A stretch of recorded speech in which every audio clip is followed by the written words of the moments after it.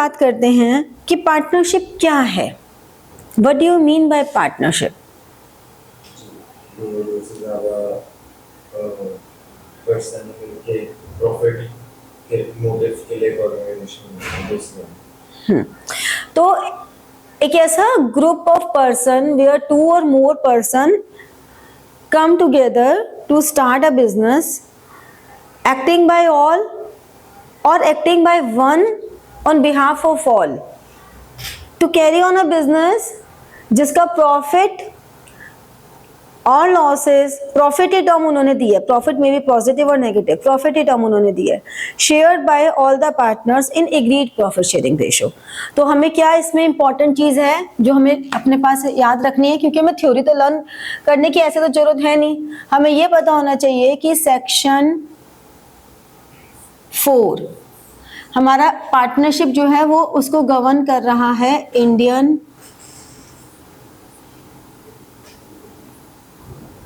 Partnership act 1932।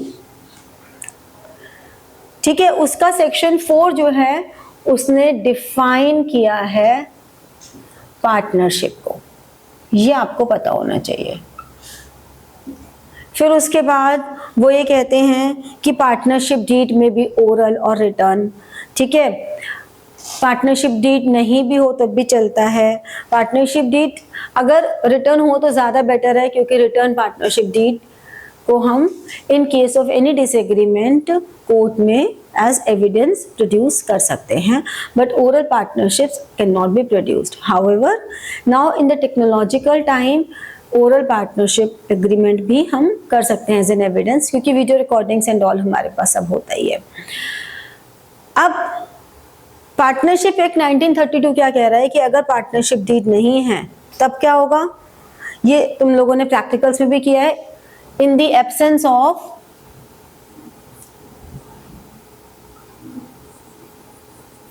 Partnership deed, होती क्या है पार्टनरशिप डीड? हाँ, उसमें क्या क्या कंटेंट होना चाहिए? Profit ratio, interest on capital, और क्या होना चाहिए? इंटरेस्ट ऑन ड्रॉइंग्स, और बोलो, interest on loan, given by partner to firm, given by firm to partner, और बोलो, प्रॉफिट शेयरिंग रेशियो हो गई।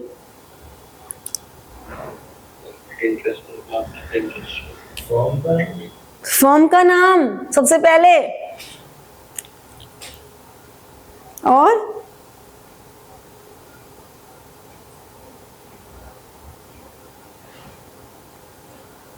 number of partners,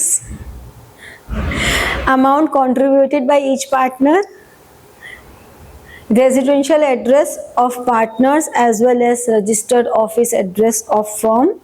If there is any branch of that partnership firm, then the branch address of the firm, objective of the firm. If any partner do some extra work, then salary or commission to the partner. ठीक है? How reconstitution of partner will take place, who will be the decision making authority, what is the position of each partner, what is the policy opted for admission of a partner, dissolution of a firm, retirement of a partner. Each and every element governing that partnership firm should be included in partnership deed. इसीलिए partnership deed का alternate name है articles of partnership.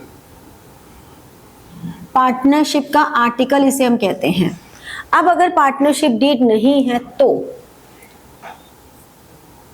Interest on capital nil, interest on drawing nil, interest on loan जो firm ने partner को दिया है निल, interest on loan जो partner ने फर्म को दिया है उस पे 6% पर एनम सैलरी कमीशन नील, ठीक है। PSR profit sharing ratio equal, operational decision, कोई भी ऑपरेशनल डिसीजन है तो मेजॉरिटी कंसेंट। ऑपरेशनल डिसीजन क्या होता है? हमें इससे सप्लाई कर लेनी है कि नहीं लेनी, हमें इस कस्टमर को सामान बेचना है कि नहीं बेचना, हमें प्रोडक्शन प्रोसेस क्या रखना है, हमें कितने नंबर ऑफ एम्प्लॉयज़ रखने हैं, HR पॉलिसी क्या रहेगी, ठीक है, रिक्रूटमेंट पॉलिसीज, ये सब जितने भी इस फॉर्म को चलाने के लिए है। अगर आर्टिकल ऑफ पार्टनरशिप बनाए हुआ है तब तो उसमें लिख दोगे, बट अगर नहीं बनाया हुआ तो मेजॉरिटी का consent. But reconstitution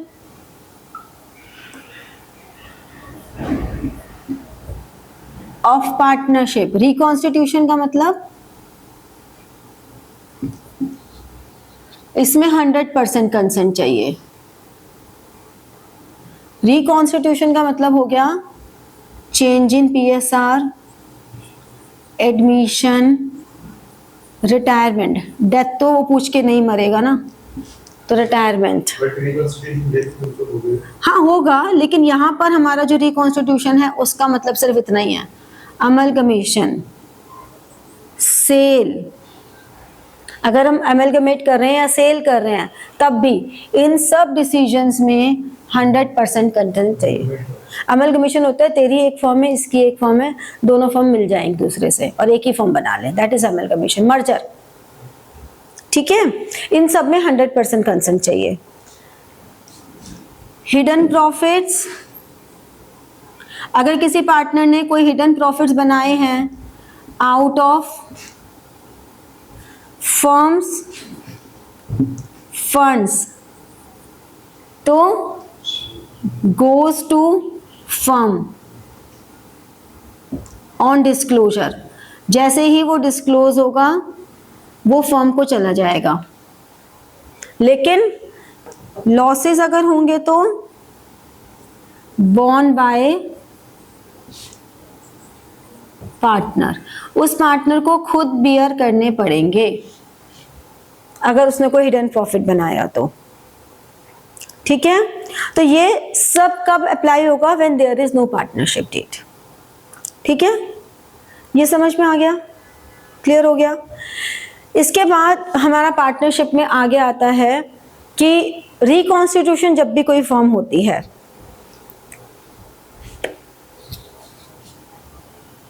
on reconstitution क्या क्या हम ट्रीटमेंट करना जरूरी है? New PSR, valuation of goodwill, फिर डिस्ट्रीब्यूशन ऑफ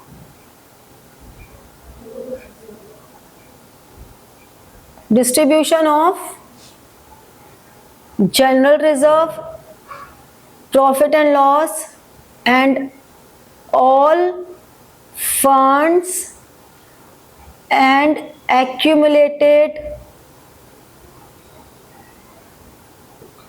profits, ठीक है। जितने भी accumulated losses हैं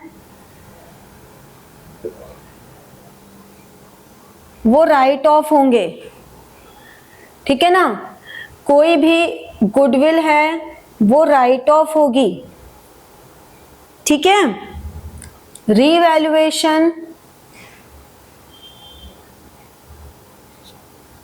of assets and reassessment of liabilities, ये हमेशा होगा, चाहे चेंज इन PSR हो, चाहे एडमिशन हो, चाहे रिटायरमेंट हो, even in case of death also. Death में भी रिकॉन्स्टिट्यूशन होता ही है, बस ये कंसेंट वाले केस में हम डेथ को नहीं ले रहे। ठीक है, इवन अमेलगमेशन हो, कुछ भी होगा, ये सब रीवैल्यू होगा ही होगा। सिर्फ सेल के केस में रीवैल्यूएशन नहीं होगा, क्योंकि सेल में तो खत्म ही हो रहा है। तो ये सब हमारा रीवैल्यू होगा ही होगा, और इससे होने वाला जो भी प्रॉफिट या लॉस है, this is all distributed in old PSR, in old partners before reconstitution. क्या मतलब हुआ इसका, ये बिफोर रिकॉन्स्टिट्यूशन क्या मतलब हुआ कि अगर चेंज इन PSR है तो चेंज इन PSR के केस में पुरानी रेशो में, एडमिशन के केस में ओल्ड पार्टनर्स, रिटायरमेंट के केस में ऑल पार्टनर्स, क्योंकि ये सब बिफोर रिकॉन्स्टिट्यूशन चल रहा है ना, तो ये सब हमेशा राइट ऑफ होगा। ऐसा क्यों होगा, जिससे कि रिकॉन्स्टिट्यूशन से पहले का जो भी प्रॉफिट या लॉस हो, that must be goes to old partners in old PSR। क्योंकि अब हम न्यू रिकॉन्स्टिट्यूशन का मतलब ये हुआ कि अब हमारा न्यू रिलेशन, रिकॉन्स्टिट्यूशन का मतलब क्या हुआ, change in relation between partners. Reconstitution का मतलब ये नहीं हुआ नॉट डिसोल्यूशन ऑफ फर्म, ये डिसोल्यूशन ऑफ फर्म नहीं है, this is just dissolution of what? Reconstitution is dissolution of existing partnership। जो हमारी existing partnership है, सिर्फ हम पार्टनरशिप को, existing पार्टनरशिप को क्लोज कर रहे हैं and setting up new relationship, एक न्यू रिलेशन सेटअप कर रहे हैं। ठीक है, ये हमारा रिकॉन्स्टिट्यूशन हो रहा है, इसमें ये सारे ट्रीटमेंट हमारे जरूरी हैं। अब इसमें से एक टॉपिक पिक करते हैं, वैल्यूएशन ऑफ गुडविल। जब हम वैल्यूएशन ऑफ गुडविल करते हैं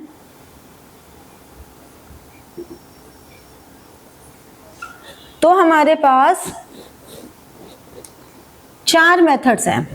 जब तुमने CBSE का एग्जाम दिया था तुमने 3 ही मेथड किए थे, चौथे मेथड को हमने कहा था मत करो, वेटेड वाले को, तो अब वो भी करेंगे हम। Average profit, weighted profit, weighted average, super profit और कैपिटलाइजेशन।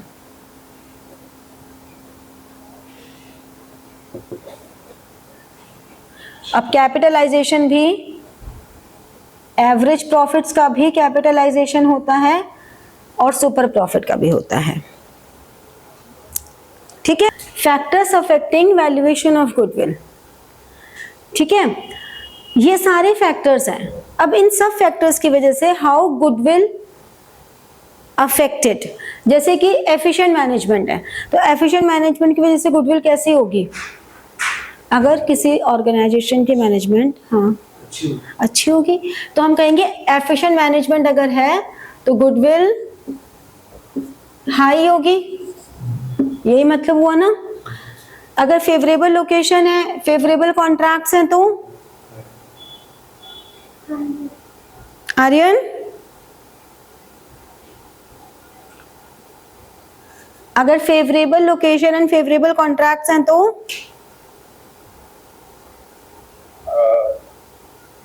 गुडविल कैसी होगी, अच्छी होगी। तो इन केस में भी goodwill will be higher. Longer establishment, अगर कोई बिजनेस काफी टाइम से चला आ रहा है, काफी लंबे टाइम से, उसका customer base strong customer base है, अगर कोई बिजनेस काफी टाइम से चला आ रहा है तो उसका कस्टमर बेस भी स्ट्रॉन्ग ही होता है जनरली। अगर उसका कस्टमर बेस स्ट्रॉन्ग है तो इसका मतलब उसकी गुडविल हाई गुडविल है। और अगर लॉन्गर एस्टैब्लिशमेंट है और उसका कस्टमर बेस बहुत कम है, अगर उसका लो कस्टमर बेस है तो इसका मतलब उसकी गुडविल भी लो ही है। भाई सिंपल सी बात है, अगर एक शॉप है, एक अपने नियर बाय मार्केट की शॉप का एग्जांपल ले लेते हैं।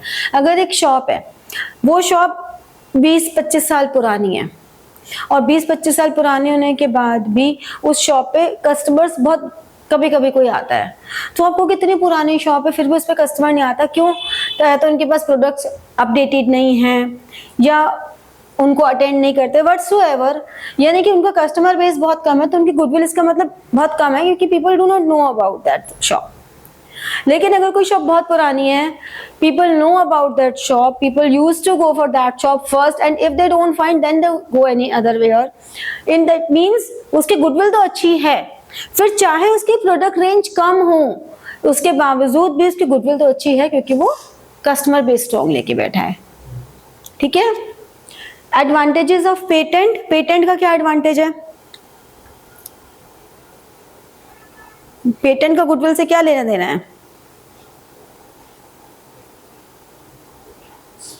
वो हो गया पेटेंट्स होंगे तो गुडविल बेटर होगी। बेटर होगी, बेटर गुडविल।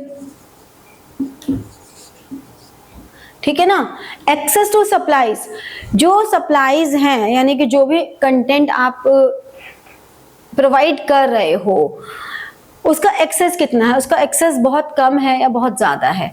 अगर उसका एक्सेस बहुत है, मतलब that thing is available everywhere, तो आपकी गुडविल का उस पर कोई इम्पैक्ट ज्यादा पड़ने वाला नहीं है, because that product is available everywhere. But if that particular product is not available everywhere, the access is limited and you are providing in a fast way, तो आपकी गुडविल अच्छी होगी। नेचुरल सी बात है कि आप कोई सी शॉप पे गए, आपको कोई अभी लेटेस्ट बुक चाहिए थी कि मेरा 1 महीने बाद सीयूटी का एग्जाम है, तो चलो सीयूटी के लिए कोई प्रैक्टिस बुक ले लूं। अब आप एक शॉप पे गए, उसने कहा भी 3-4 दिन बाद आएगी, तो आप 4 दिन का वेट नहीं करोगे अगर 1 महीने बाद ही पेपर है तो। फिर आपको कोई बताएगा कि यार उस शॉप पे चले जाओ, वो तो ना अगर नहीं भी होती ना तो शाम तक मंगा के दे देता है वो शॉपकीपर, तो है ना। तो आप उस शॉप पे जाना पसंद करोगे, क्योंकि जो सप्लाईज मार्केट में शॉर्टेज पे चल रही हैं, that thing also that particular shopkeeper provides in a very fast way. तो एक्सेस टू सप्लाईज अगर हाई है, इजीली है, इजीली प्रोवाइडेड, तो आपकी गुडविल हाई होगी। ठीक है। गुड क्वालिटी प्रोडक्ट्स, इसके तो गुडविल अच्छी होगी, तो डायरेक्ट ही है।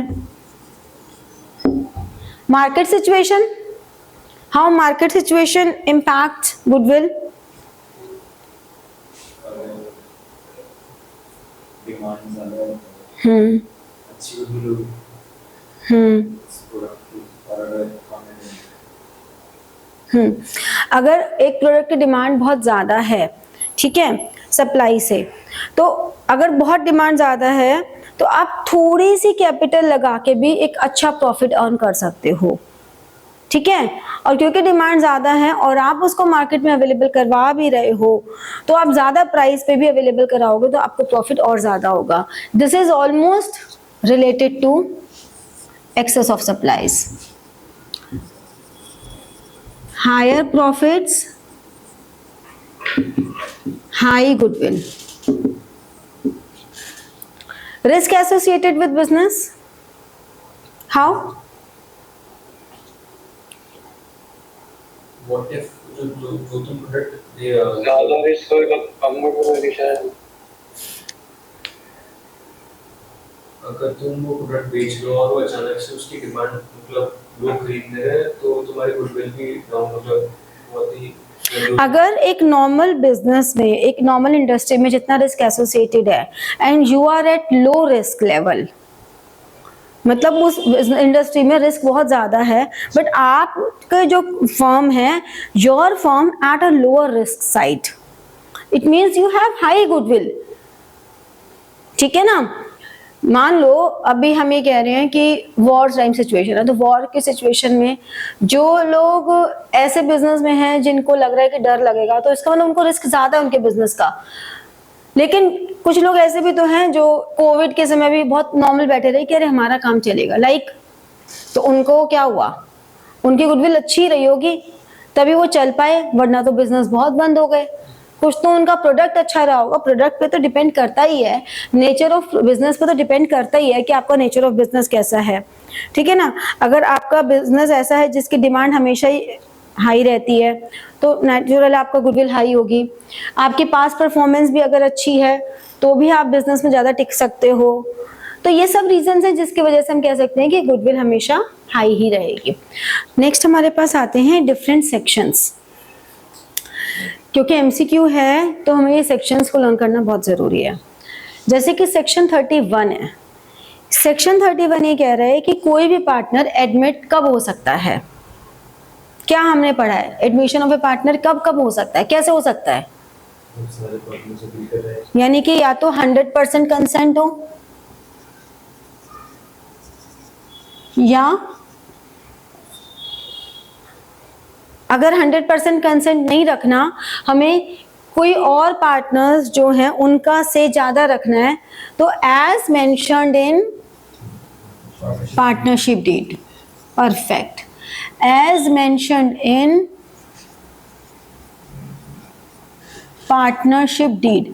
पार्टनरशिप डीड में जो भी मेंशन होगा उसे हम एक्सेप्ट कर लेंगे। अगर पार्टनरशिप डीड में कुछ भी मेंशन नहीं है तो 100%। जब भी कोई पार्टनर आता है तो उसको दो राइट्स मिलते ही मिलते हैं, एक उसको फ्यूचर प्रॉफिट्स और दूसरा असेट्स। यानी कि आफ्टर एडमिशन जो भी फर्म का प्रॉफिट होगा, अब हम प्रॉफिट्स की ही बात करते हैं, इसका मतलब ये नहीं है कि लॉसेस वो शेयर नहीं करेगा। कहीं भी एक्ट में ने लॉसेस को टर्म नहीं दिया हुआ, उसने टर्म दी है प्रॉफिट्स।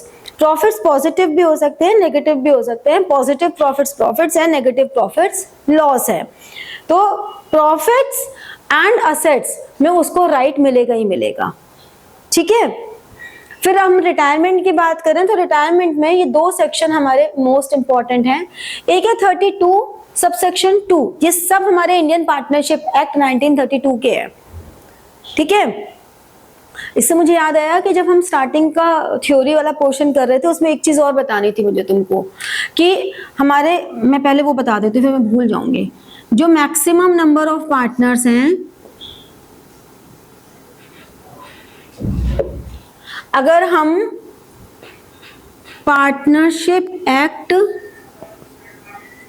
1932 पर जाएं तो वो कहता है, मिनिमम तो देखो हर जगह ही 2 है, लेकिन पार्टनरशिप एक्ट 1932 ये कहता है कि मैक्सिमम 20 हो सकते हैं और बैंकिंग बिजनेस में 10 हो सकते हैं। फिर हमारा कंपनीज एक्ट 2013 ने कहा कि जो मैक्सिमम है वो 100 हो सकते हैं, लेकिन बाद में ये डिसीजन क्रॉस कर दिया गया और सेंट्रल गवर्नमेंट एम्पावरमेंट पे आ गई। सेंट्रल गवर्नमेंट ने कहा कि नहीं, और ये मॉडिफिकेशन आ गया कि एज पर कंपनीज एक्ट 2013 भी हमारा 50 हो सकते हैं। लेकिन अभी भी हमारा पार्टनरशिप एक्ट 1932 क्योंकि डिमोलिश नहीं हुआ है, तो if any firm registered under this act then they have to follow this. Because if any firm registered under Companies Act 2013, it is called LLP, Limited Liability Partnership। जबकि partnership act 1932 में liability unlimited भी हो सकती है। अगर partnership deed में कुछ भी मेंशन नहीं है तो automatically it is a unlimited partnership. तो जनरली जो भी नई फर्म्स बनती है they prefer to be registered under this act, but ये एक्ट खत्म नहीं हुआ है। तो ये वाला पॉइंट मुझे स्टार्टिंग की थ्योरी में मिस हो गया था। आपने बोला ना कि एक एक्ट डिमोलिश हो गया, तो नहीं हुआ, ये वाला एक डिमोलिश नहीं हुआ, इस एक्ट का ये वाला पॉइंट चेंज हो गया है। सेक्शन, ये भी याद आई गया, 424 ऑफ कंपनीज एक्ट 2013, ठीक है। और एक और हमारे पास है कंपनीज मिसलेनियस रूल्स 2014 है शायद, इसका रूल नंबर 10 है। ये रूल नंबर 10 ने 50 के लिए बोला था। फिर उस रूल, क्योंकि रूल एक्ट को ओवर पावर नहीं कर सकता, तो बाद में सेंट्रल गवर्नमेंट ने इसमें इनिशिएटिव लिया और सेंट्रल गवर्नमेंट ने कंपनीज एक्ट में इसको 50 ही कर दिया। तो अगर आपसे मैक्सिमम नंबर ऑफ पार्टनर्स सिर्फ इतना सा पूछा जाए तो 50 लिखोगे, क्योंकि लेटेस्ट 50 है। बट अगर उसमें लिखो एज पर पार्टनरशिप एक्ट 1932, तो ध्यान रखना ये लिखना है। बैंकिंग बिजनेस में अलग से 10 होंगे। ये बात सिर्फ पार्टनरशिप एक्ट 1932 ने की है, ये वाली बात आगे किसी ने नहीं की है, ठीक है। तो ये चीज है। चलो अब बैक टू थिंग आते हैं कि सेक्शन 32 सबसेक्शन 2 क्या कह रहा है कि कोई भी पार्टनर बिफोर रिटायरमेंट लाइबल होता है for all the contracts, obligations, उन सबको थर्ड पार्टी को जो भी पे करना है ऑन बिहाफ ऑफ फर्म, जो भी जैसे कि बाकी पार्टनर्स होते हैं वैसे ही वो भी लाइबल होता है। वो ये नहीं कह सकता अब तो मैं रिटायरमेंट ले रहा हूँ, मेरी कोई मतलब नहीं है ना भाई ना। अगर आप रिटायरमेंट से पहले के प्रॉफिट्स में शेयर ले रहे हो, जनरल रिजर्व में शेयर ले रहे हो, गुडविल का भी शेयर ले रहे हो, तो लायबिलिटीज का भी शेयर आप लोग हो, ऐसे नहीं हो सकता। इवन सेक्शन 32 सबसेक्शन 3 कह रहा है कि नहीं, बाद में भी आप लायबल हो। कब तक? जब तक आपने पब्लिक नोटिस निकाला नहीं कि I am not any concerned with effect from this date with this partnership firm, तब तक आप बाद में भी लायबल हो। मान लो तुम 4 लोगों की पार्टनरशिप बनी हुई है और उसमें से एक श्रेयांश निकल गया, और श्रेयांश की गुडविल बहुत अच्छी थी मार्केट में, कितना खुश हो गया। अब ऐसे में क्या होगा कि तुमको, तुम्हारी फर्म को बिजनेस मिल रहा है इसकी वजह से, और बाद में इसने बोल दिया भाई मैं तो छोड़ छाड़ दी। भाई कब छोड़ी, हमें बताया नहीं। आपको पब्लिक नोटिस निकालना पड़ेगा कि मैं इस फर्म से एसोसिएटेड नहीं हूं, ठीक है, तभी। फिर सेक्शन 37 कहता है कि चलो कोई भी जो पार्टनर जा रहा है, चाहे ड्यू टू रिटायरमेंट जा रहा है, चाहे ड्यू टू डेथ जा रहा है, आप उसको पूरी पेमेंट करोगे उसी समय। नहीं कर रहे तो आपके ऊपर लोन हो गया। अब लोन हो गया तो आप एग्रीमेंट बनाओ कि भाई उस एग्रीमेंट में कितना इंटरेस्ट दोगे उस लोन पे। अगर आपने कोई एग्रीमेंट भी नहीं बनाया, भाई भाई खेलते रह गए, तो भाई भाई नहीं होता बिजनेस में कभी भी। फिर क्या होगा? फिर ये होगा कि जो भी फ्यूचर प्रॉफिट्स है और जितना भी उसका पेंडिंग अमाउंट है, उस पेंडिंग अमाउंट का उस फ्यूचर प्रॉफिट में प्रोपोर्शनेट निकालेंगे, उसको वो प्रॉफिट जाएगा। या 6% इंटरेस्ट जाएगा पर एनम के हिसाब से, और विच एवर इज हायर। यहां पे भी कंपनी गेम नहीं खेल सकती। विच एवर इज हायर, जाने वाले को नुकसान नहीं पहुंचा सकते आप। या तो उसकी पेमेंट कर देते, या उस समय एग्रीमेंट बना लेते कि भाई हम ना 2% इंटरेस्ट दे देंगे, 4% दे देंगे बैंक इंटरेस्ट, सेविंग बैंक का इंटरेस्ट दे देंगे, या हम 10% इंटरेस्ट भी दे देते। लेकिन अगर आपने नहीं कुछ दिया तो सेक्शन 37 अप्लाई हो जाएगा। अगर रिटायरमेंट है तो रिटायरिंग पार्टनर के लिए, और डेथ है तो डिसीज पार्टनर के लीगल ईयर्स के लिए, ठीक है, ये अप्लाई हो जाता है। फिर हमारे पास आता है सेक्शन 42। नॉर्मली हमने कहा कि डेथ जब हम रिकॉन्स्टिट्यूशन करते हैं तो उसमें हम लिख देते हैं कि retirement and death, but section 42 वो तो एक लेमैन लैंग्वेज हो गई, बट सेक्शन 42 सेज कि in case of any death of a partner, firm will dissolve automatically. किसी भी पार्टनर की डेथ के बाद फर्म डिसॉल्व हो जाती है, पार्टनरशिप डिसॉल्व नहीं हो रही, पूरी की पूरी फर्म डिसॉल्व हो रही है। आपको पुराने एग्रीमेंट सारे खत्म हो रहे हैं, आपको नई फर्म बनानी है, तो पूरी न्यू फर्म के लिए जो प्रोसेस है वो फॉलो करना पड़ेगा, और डिसोल्यूशन ऑफ फर्म जैसे होता है वो प्रोसेस भी पूरा करना पड़ेगा। अब क्योंकि हम लोगों ने सीबीएसई के एग्जाम में ये सब कुछ कभी किया नहीं, तो उसका कारण ये था कि हम लोग ये एज्यूम करके चलते थे कि पार्टनरशिप डीड में ये मेंशन है, और हमारे सीबीएसई में भी लिखा हुआ था कि on the death of any partner the firm will continue business. क्योंकि ये चीज हमें मेंशन हुई थी, इसलिए हम चल रहे थे ऐसे ही। तो अगर आपको ऐसा करना है कि किसी भी पार्टनर की डेथ होने से firm will continue as it is, then it must be mentioned in partnership deed. If it is not mentioned, then on the death of any partner, firm will dissolve automatically. किसका consent? वो तो मर गया बेचारा। तो वो मर गया, बट बाकी पार्टनर्स के कंसेंट, एक बार तो फर्म डिसॉल्व होगी। कंसेंट करना था तो उसके जीते जी करना था। अब वो मर गया, उसका कंसेंट आ नहीं सकता, तो उस नहीं 100% कंसेंट चाहिए ना। अब वो मर गया तो 100% तो कंसेंट ही नहीं मिल सकता। बेचारा देने आ गया तो भाग जाएंगे जो एग्जिस्टिंग है, वैसे डर के मारे, अगर वो प्रकट हो जाएगा कंसेंट देने तो। ये लॉजिक है इसका कि अगर आपको कंसेंट चाहिए तो उसके जीते जी लेते हैं, उसके मरने के बाद फॉर्म तो बंद करनी पड़ेगी एक बार। और अगर आपको ऐसा लग रहा था कि ऐसी प्रॉब्लम ना हो तो आप पहले से एग्रीमेंट में लिख लेते कि in case of death of any partner the firm will not dissolve, firm will continue as. तो वो जो मर गया उसका कंसेंट भी उसमें होता ना कि मेरे बाद भी, क्योंकि उसका नाम भी तो चलेगा ना बाद में भी। और वैसे कभी भी फर्म डिसॉल्व करना ही बेटर होता है। उसका रीजन ही होता है कि अगर उसका नाम चलेगा तो उसके लीगल हियर्स उसके प्रॉफिट में खड़े भी तो हो जाएंगे। तो it is always better to dissolve a firm. This is a wise decision कि फर्म पूरी तरह डिसॉल्व करके फिर नहीं बनाओ। अदरवाइज आप उस फर्म को कंटिन्यू रखोगे तो वो भी दिक्कत होगी, वरना फिर आपको एग्रीमेंट में लिखना पड़ेगा कि भाई ये firm will continue but legal heirs do not have any right to ask for any share. ये लिखना पड़ेगा। यहीं पे तो लॉयर्स खेलते हैं, यहीं पे तो एक सीए की सीएस की जरूरत होती है। इसी का तो खाते हैं वो लोग। एक एक वर्ड से बातें बदल जाती हैं, लूपहोल्स निकल कर आ जाते हैं। ठीक है, नेक्स्ट हमारे पास कहानी आती है डिसोल्यूशन की। डिसोल्यूशन को गवर्न कर रहा है सेक्शन 39। ठीक है, सेक्शन 39 क्या कह रहा है कि एक फर्म जब डिसॉल्व होती है तो उसका मतलब ये है कि एग्जिस्टिंग पार्टनर्स का जो भी रिलेशनशिप है वो खत्म हो गया, operational activities are closed, now the existence of that firm is no more. ठीक है, this is called death of partnership firm. तो समझ में आया, death of a partner leads to dissolution of firm and dissolution of firm means death of that particular partnership firm. ठीक है, तो what are the different modes of dissolution? एक तो mutual agreement है, भाई भाई सबने बोला चलो अब हमें ये बिजनेस आगे नहीं बढ़ाना, म्यूचुअली सबने डिसाइड किया और क्लोज कर दिया, कोई दिक्कत ही नहीं है।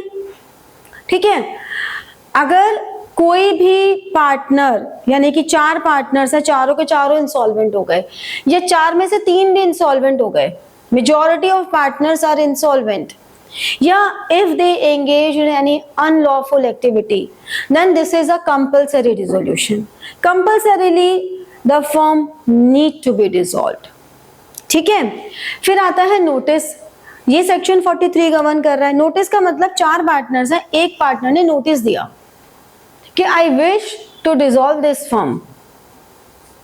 अब यहाँ पे मैटर कोर्ट को भी जा सकता है या वो म्यूचुअली भी सेटल डाउन कर सकते हैं। कैसे? उसने नोटिस दिया, 4 में से मान लो चिन्मय ने बोला कि चलो चलो इस फर्म को बंद करो, हो गया खेल बहुत, तो बाकी सब कहेंगे भाई तेरे को क्यों नोटिस देने हैं, तू रिटायरमेंट लेके जा, हम क्यों अपनी फर्म को बंद करें? नहीं, फर्म बंद करो, मतलब I don't want this firm to exist, मैं मूव आउट नहीं होऊंगा, फर्म ही बंद करो, डिसॉल्व करो।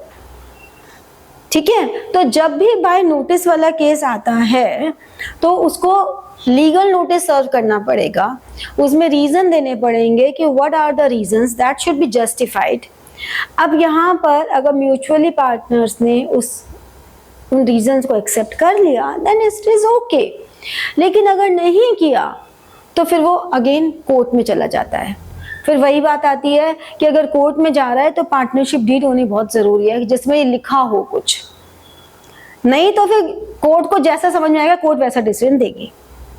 ठीक है, on happening of any event. On happening of any event का मतलब क्या हुआ कि हमने पार्टनरशिप बनाई ही 5 साल के लिए थी, तो अगर वो खत्म हो गया 5 साल का टर्म, या हमने कोई एक वेंचर करने के लिए मेट्रो प्रोजेक्ट के लिए जॉइंट वेंचर बना, उसके लिए पार्टनरशिप हुई, मेट्रो प्रोजेक्ट बन गया, मेट्रो कंस्ट्रक्शन हो गई, काम खत्म हो गया, पार्टनरशिप खत्म हो गई। ठीक है ना। डेथ ऑफ एनी पार्टनर, जी हमने अभी पढ़ाई है कि on the death of any partner firm get dissolved unless and until anything specific mentioned in the partnership deed. या ये आता है कि अगर ये डिक्लेयर हो जाता है कि कोई पार्टनर इंसॉल्वेंट हो गया, ठीक है, तो इंसॉल्वेंसी, अब यहाँ पे ये सेम चीज हमारी यहाँ पर भी आ जाती है, ठीक है। अगर ऐसा लगता है कि कोर्ट के थ्रू अगर हम देखते हैं कि बाय कोर्ट कब हो सकता है, तो कोई अगर अनसाउंड माइंड का हो गया या किसी को इस तरह की कुछ फिजिकल मेंटल इंजरी हो गई कि that partner is permanently incapable of doing any task, ठीक है, या ऐसा लगता है कि फर्म जो है वो कुछ रॉन्ग मिसकंडक्ट कर रही है, या कोई पार्टनर भी मिसकंडक्ट कर रहा है, या पार्टनरशिप डीड जो बनी थी उसको ब्रीच हुआ है, तोड़ा गया है, या फर्म रिकरिंग लॉसेस ले रही है, और on the top of it court के जज को अगर ऐसा फील हो रहा है कि इस फर्म को बंद करना है तो वो भी कर सकता है, ठीक है। तो this is all modes of dissolution. अब इसके सेक्शंस पर आए तो सेक्शन 48 कहता है सेटलमेंट ऑफ अकाउंट्स, कि अकाउंट्स कैसे सेटल होने चाहिए। उसमें 48 ये कहता है कि जो ट्रीटमेंट ऑफ लॉसेज है, लॉसेज कैसे कॉम्पेंसेट होंगे। जितने भी फर्म के लॉसेज हैं वो पहले फर्म के जो प्रॉफिट्स हैं उन्हीं के साथ ऐड होंगे, उनके असेट्स को सेल करके होंगे, फिर पार्टनर्स के कैपिटल का जितना जितना शेयर है उसमें से होंगे। अब अगर उसके बाद भी वो लॉसेज नहीं कवर अप हुए तो पार्टनर्स की प्राइवेट असेट्स को यूज किया जा सकता है। बट पार्टनर्स के जो प्राइवेट असेट्स हैं उनको यूज करने के लिए भी हमारे पास सेक्शन 49 है कि पार्टनर्स पहले अपने डेब्ट पे करेंगे, अपने डेब्ट पे करने के बाद जो उनके पास बचेगा देन वो इन लॉसेस को रिकवर करने के लिए दे सकते हैं। ऐसे नहीं आप पार्टनर्स पे दे सकते हैं कि अपने बाद में करना, पहले फर्म के करो, नहीं। फर्म अपने डेब्ट अपने करेगी, फर्म अपने डेब्ट पूरे पे करेगी, अपने डेब्ट वो किस सीक्वेंस में पे करेगी, यानी कि फर्म के जो असेट्स है वो कैसे अप्लाई होंगे। पहले तो जितनी भी एक्सटर्नल लायबिलिटी जो सिक्योर्ड है, सिक्योर्ड थर्ड पार्टी लायबिलिटी